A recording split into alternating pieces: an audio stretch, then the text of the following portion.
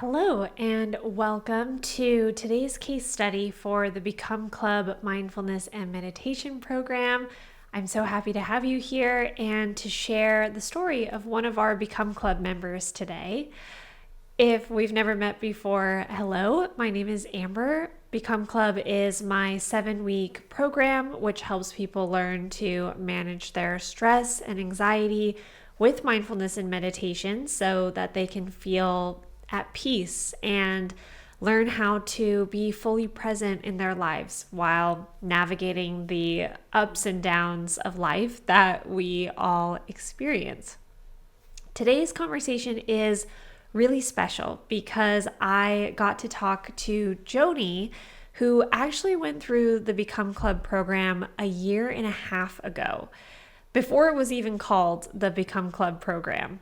So, usually I talk to people pretty soon after they complete the program, but this time we get to hear Joni's experience with the program with the added benefit of some extra time in between to reflect on her insights and just get a little bit more hindsight on how the program has truly changed her life.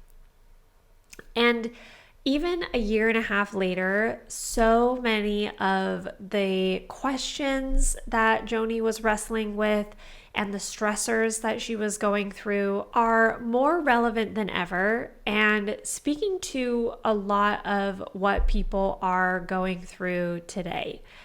In our conversation, we talked about how Joni's anxiety about potentially getting laid off was causing her to live smaller than she actually had to. We talk about the beliefs that we inherit from our upbringing and what it's like to create new beliefs that serve us better as we grow. And I think you're going to love it. So, without further ado, let's get into my conversation with Joni. Hi, Joni. Welcome. Hey. Thank you so much for being here. Right off the bat, would you mind introducing yourself? Tell us a little bit about who you are and what you do. Yeah, I'm Joni. I'm so happy to meet with you, Amber, again, or chat with you.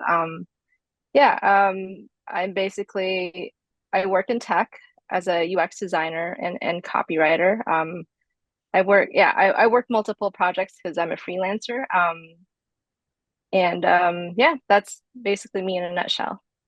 Awesome. So I'm especially excited to talk to you today because most of the time I talk to people right after they finish the program. So they're like really fresh and their insights like haven't really had that much time to like marinate in their minds. But with you, you took the program like a year and a half ago, I think it was.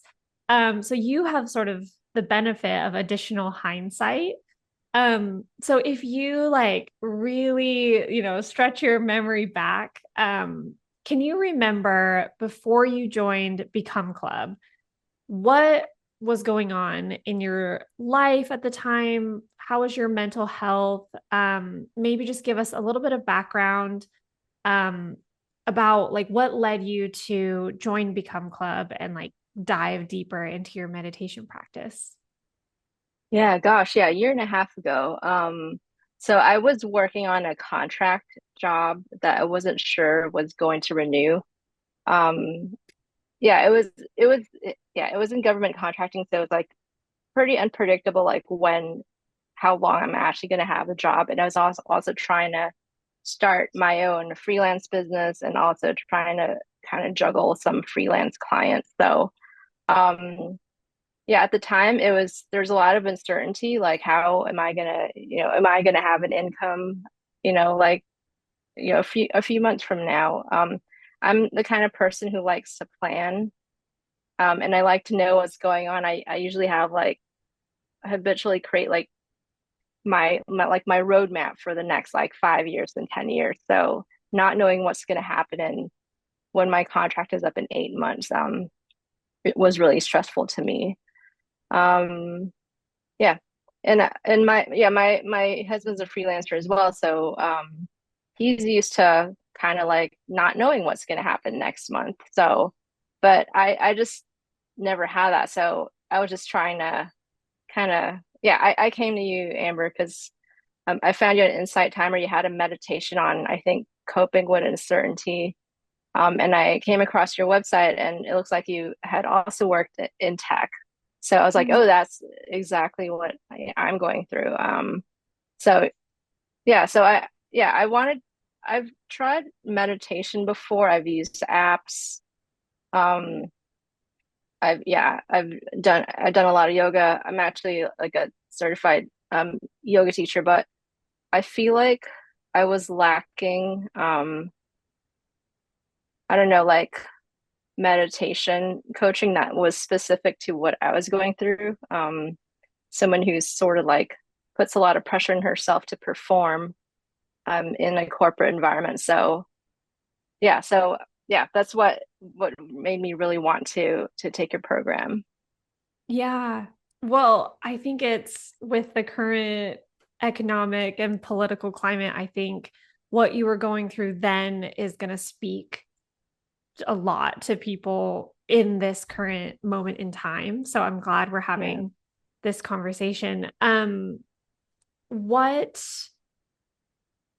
was the thing that made you feel that meditation was the right support for you at that time?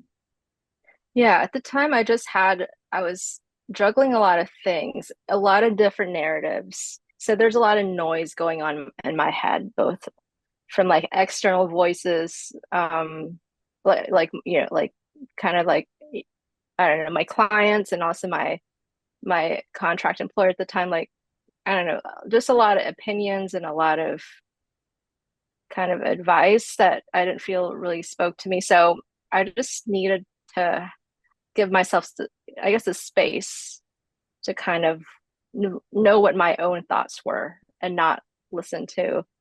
I was listening to a lot of news, a lot of yeah, a lot of things, a lot of other opinions. And I wasn't really sure what my opinion was or what my thoughts were. So I thought to give meditation a try to actually be able to listen to myself and see what's actually going on and see what I actually want. Yeah, that's beautiful. And you had a meditation practice before you joined Become Club, right? Because that's how you It found was me through Insight Timer. yeah, it was on and off. I was doing it on and off, and then during the pandemic, I started joining these like online. I think there was an app, I forgot what it was called, but it would come on every day at 2 p.m. Eastern. I was in New York at the time. So I got into it through there. Um, yeah, so and then I kind of like whenever I didn't have a structure, whenever it was self-directed, like I just forget to do it, or I just launch right into work and just not do it, not give myself Mm. space to do it. Gotcha. So that's what made you feel like an in-depth program would be a little bit, maybe have a little bit more accountability and structure. Gotcha. Okay. That makes Yeah. a lot of sense. Was there, you've already sort of touched on like what you were hoping to learn or accomplish when you joined. You talked about how you were looking to create a little bit of space so that you could like listen to your own inner voice. Was there Mhm. anything else that you were kind of curious about? Any sort of working questions that you had when you first joined? Um, yes, I think I remember learning, I mean, seeing on your website that you work with people with anxiety. Mm. I guess that's related to like just learning to listen to my own voice, like just being present as well. Not trying to think too far ahead of or being okay when not knowing what the future is going to be. I was also just curious about the, I guess, different types of mindfulness. I feel like I wasn't getting any progression in my practice because it was on and off, and I'd also just kind of pick kind of random it's kind of like Netflix, right? I end up scrolling through things. I'm not really sure what I want. Um, so I wanted like some sort of progression, Mm. where I felt like, okay, like I feel like I had like grown in my meditation practice. Um, yeah. I guess I wasn't thinking all that at the time, but in retrospect, like by the end of the program, I was like, oh, okay, this is like these are the, I don't have to, kind of I was previously like kind of sitting silent and like meditating that way, but I can also do like walking meditations or even like, oh, I was also like I still practice like the mindful eating thing where I don't watch TV. I Yeah. don't try to multitask. I just eat and think about, yeah, just think about like the act of eating. So and I didn't know I would learn that, before I signed up, but yeah, so yeah, I guess at the time I wasn't curious about that stuff, but in retrospect, I'm glad I learned all that. Yeah. I wonder if we could talk a little bit more about uncertainty and Mhm. anxiety because it's so timely right now. I think a Yeah. lot of people are feeling it. I'm feeling it. Hmm. What was your experience like with the anxiety and the uncertainty that you were experiencing at the time, and how did the program change or affect that? Yeah.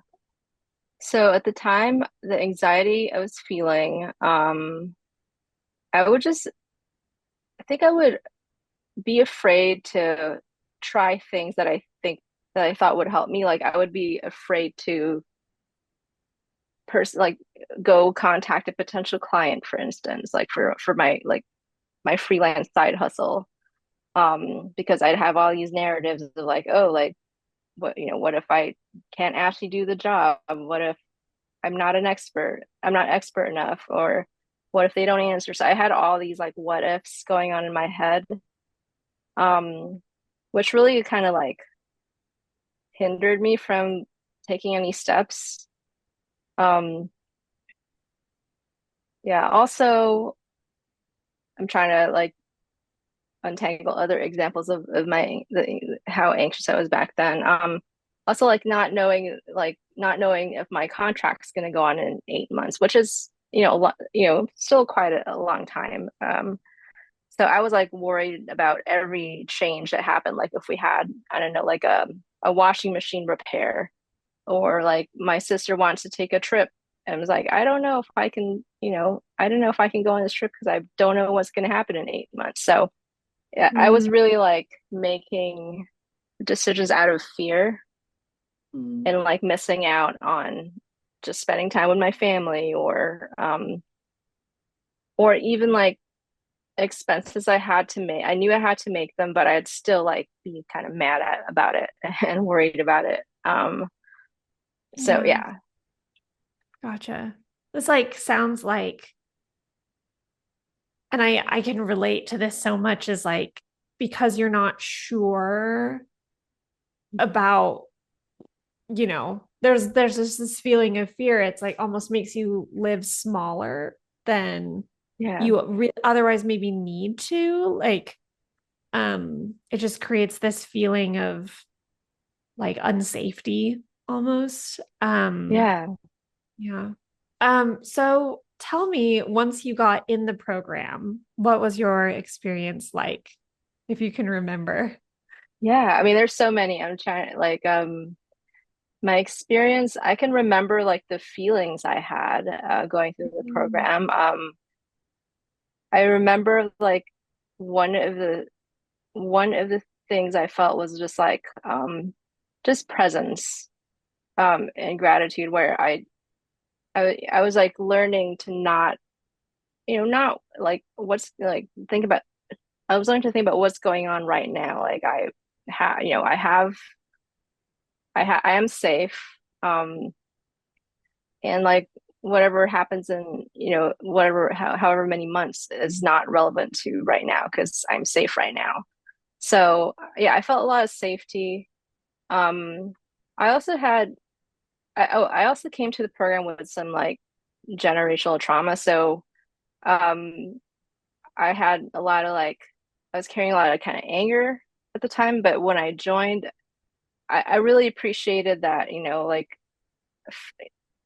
I think we explore like just learning how to feel, and it's not a bad thing or a good thing. I think I think one of the things was yeah, like was I don't know, one of the things I was grappling was like feeling guilty about my anger. And there's like, a lot of like toxic positivity about like, oh, but like but so I like that we didn't have that. We just like it's okay. Like, yeah, your feelings are valid.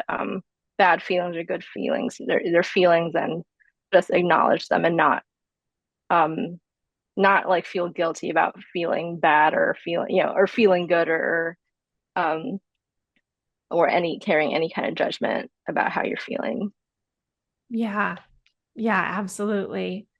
Um, what would you say was one of your biggest like aha moments from your experience? Hmm. Like you've already touched on a few like amazing insights. So if you want to talk more about one of them, you can, but like what's something that really clicked into place for you?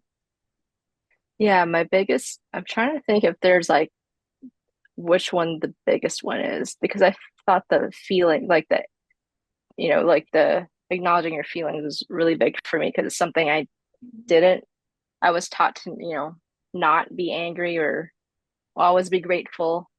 Um, so yeah, I'd say that's up there.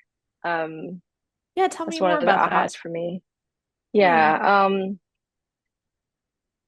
Yeah, just being able to name the feelings instead of suppressing them, because I felt like suppressing the feelings or just kind of brushing them off was, I think that added a lot to like my mental noise that made me more anxious because I was trying to go about my day to day with like this burden of like not being able to like name my feelings. So I think being able to name my feelings and my thoughts, uh, I think that was, yeah, I'd say that was like a big aha moment because every time I had this narrative or this feeling come like kind of jab at me, I'm like, oh well, that's this feeling that's going on, and it helped me kind of like uh, it helped me recognize what was going on and how to like deal with it if I just let it pass or if it's actually something I need to address. Um, yeah, and yeah, it just helped me kind of like learn more about myself because I learned that, oh, I have a lot of planning thoughts. So or a lot of like worrying thoughts. So yeah, I think Yeah. that was that was a big aha for me, just like recognizing what thoughts and feelings are that I'm prone to. That's huge. I mean, Yeah. just like such a amazing level of like awareness about what's going on with yourself. I think it's very tempting. And a lot of us are raised with specific attitudes about how to manage our emotions when they do show up. Hmm.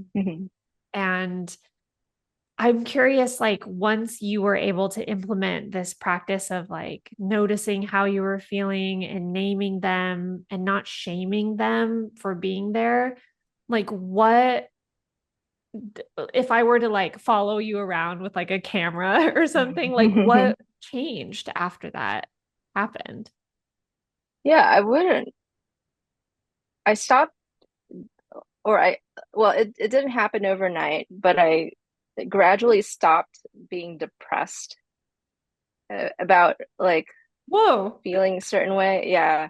So, and yeah, what I know, I just learned to be more, I guess, more like less precious about or less perfectionist about myself. So if you're following me around and I'm like, like I was like, I'm having these thoughts like worrying, planning. I it just made me realize that there's really nothing, I don't like I'm okay right now. Like I'm safe. So it made me feel safe because I was just sort of uh, recognizing that I'm thinking either about the past or the future. And it just kind of opened my eyes to like what's going on right now. And right now I'm not being chased by a tiger or anything, or so I didn't actually have like urgent, feelings Yeah. or thoughts that need to be addressed today. So yeah, I think it just helped me kind of stay present. Wow. That's kind of profound. I mean, that's like, I think a lot of us think about the future more than we think about the present. And if our mind is constantly out there in the future, Hmm. that may or a future that may or may not happen, we lose so much of our like what's going on with us right now. And if we just keep doing that day after day after day, like we wake up one day and we realize that we haven't really been living our lives. So Yeah. that's a huge insight. And it sounds like, can you talk about that feeling of safety that you have now? Like, what are you able to like live a bigger life now that there's maybe a little less fear? Yeah, I've actually noticed I'm able to speak up more um at Wow. work or just in my personal life. Yeah, like when I have like I like your phrase earlier about living small. I feel like I used to worry about what people thought about me, but now every time I get like a thought come up like, oh, they're gonna judge me if I say this, I'm able to just recognize what's going on and I can just speak up more at meetings. And that's something that was hard for me at the time, Yeah. being told not to like make a scene or anything. I mean, I do it respectfully, but I'm just like able to be more curious, um, and just like say, I wonder what happens if, I suggest this at work or for a project. I also feel like it's actually taught me to be kind of more empathetic with people too. I used to have these like, I think the fact that before when I was like criticizing myself or judging myself or like assuming someone's judging me, like I end up like disliking them more, even though they probably didn't have that intention. So now I'm able to be more neutral. So yeah, feel like it's helped me like protect my energy. And also, yeah, myself.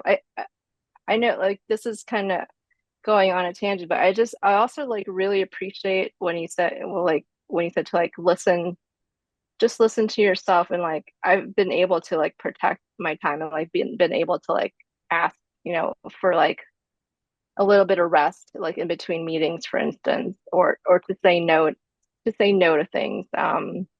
When my like listening to my body, and my brain is like, oh, I need rest and or need food right now. So, um, and like being able to honor that. Wow. I mean, I my meditation teacher always says like if people learn to like listen to their bodies and all they do is like eat when they're hungry and go to the bathroom when they need to, then that's like a win. That is Yeah, like it's worth it for all that practice just for these like tiny daily moments where we can respect the things that our body needs and like give ourselves these like small moments of care. Like they're very small, but they're actually huge in our yeah, lives. yeah. I was thinking about like what you said about like your battery, and I actually still use that now. It's like, okay, I got 20% left. I'm gonna stop and like do this, recharge. And I also remind like my sister of that because my sister also tends to kind of like overextend herself, and my partner as well. So I think like having that imagery is like here's your battery and you're at this low. Um, I think that's been like actually that's also one of my aha moments is like I am running on a battery and I'm gonna recognize when I need to recharge. Yeah. Do you want to talk about like what that concept is or like what it looks like for people listening who haven't taken the class? Yeah, so basically when you're going about your day, for me personally, it's like meetings. Or working like during my work day. So I used to not take lunch. So I would eat at my desk or I would just have back-to-back meetings. So Mm. for me, like the battery is when my energy starts draining and I can't be at my best, like my most alert, my most mindful, my most like empathetic. So basically when I feel myself kind of fade, and I guess it's arbitrary what like the battery percentages are, but for me, if like for me, I say 20% because if I go any lower, um, I just can't function or I can't be like a I don't know, but yeah, I can't be like myself. Um, so yeah, so recharging my battery means like I go maybe take a nap or go take a walk or look away from the computer. Or yeah, or eat a meal. Just Yeah. whatever your body needs to kind of get you to refresh. Yeah, absolutely. And like that number, you're right. It doesn't have to be Yeah, 20%, but it's like for Joni, yeah, 20% correlates to a specific feeling of hmm fatigue or low energy or whatever. And you are like, okay, when I feel that feeling, I know how to respond skillfully.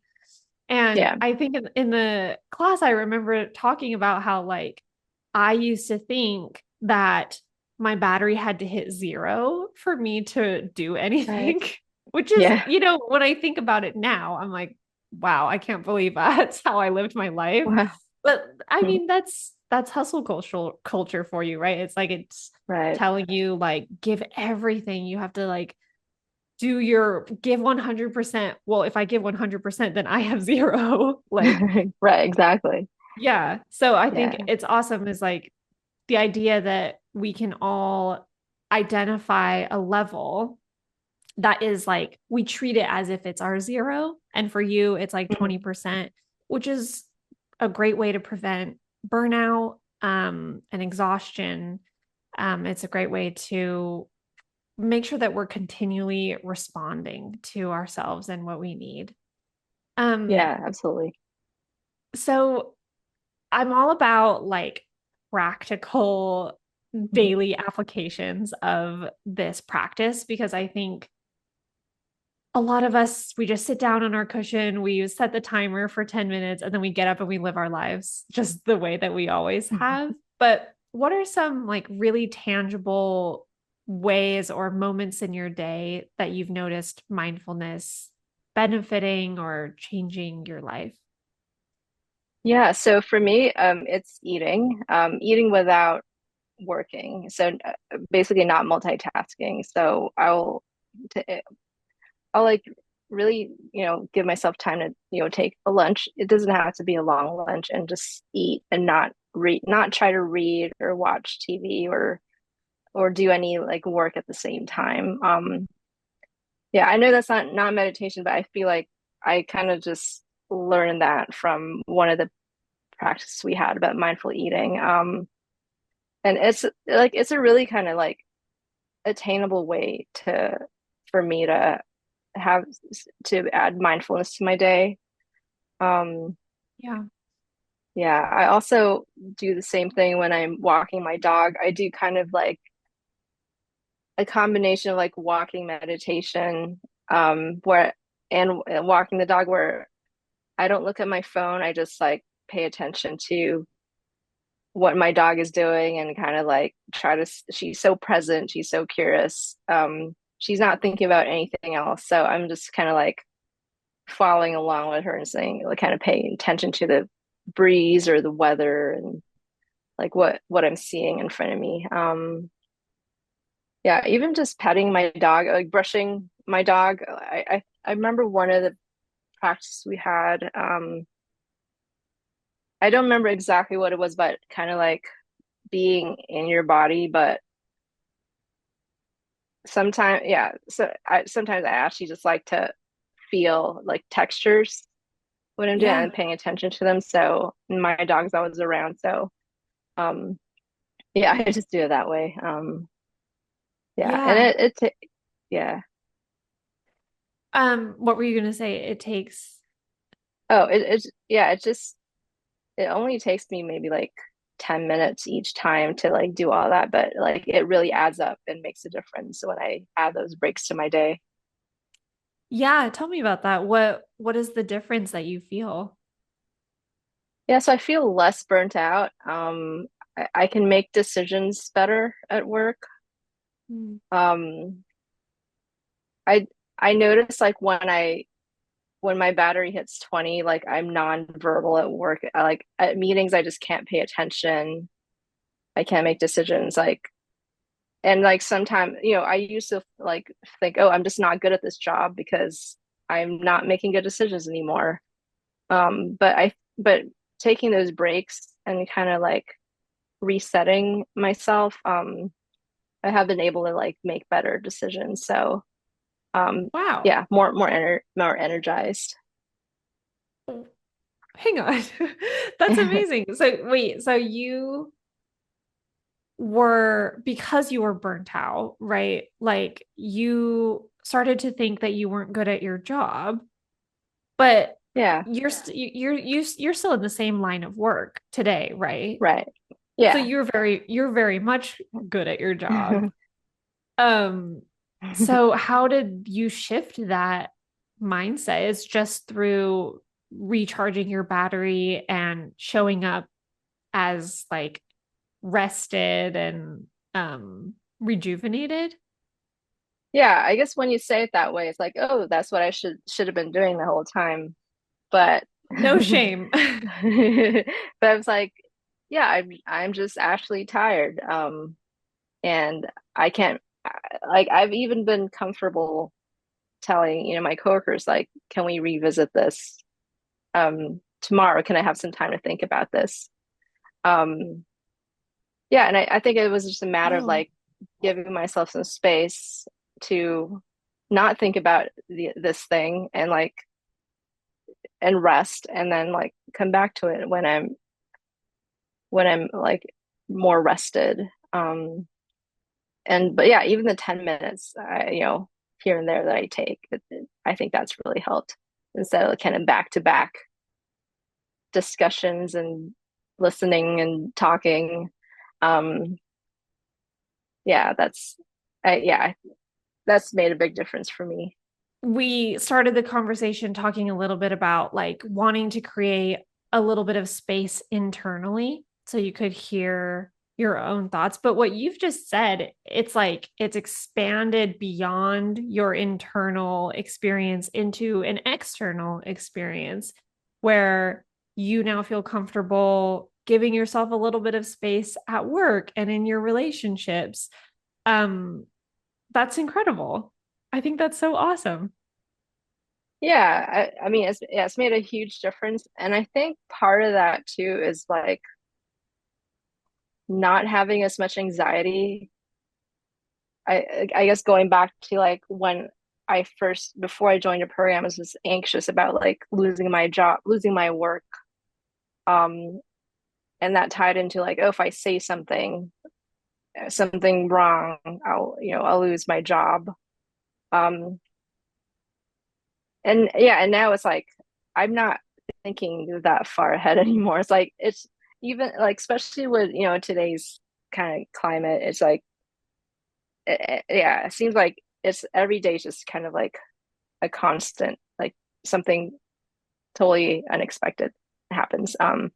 So I feel like I've learned to stop worrying about that, and like that's helped me be more present and like speak up more at meetings and not worry about so much about what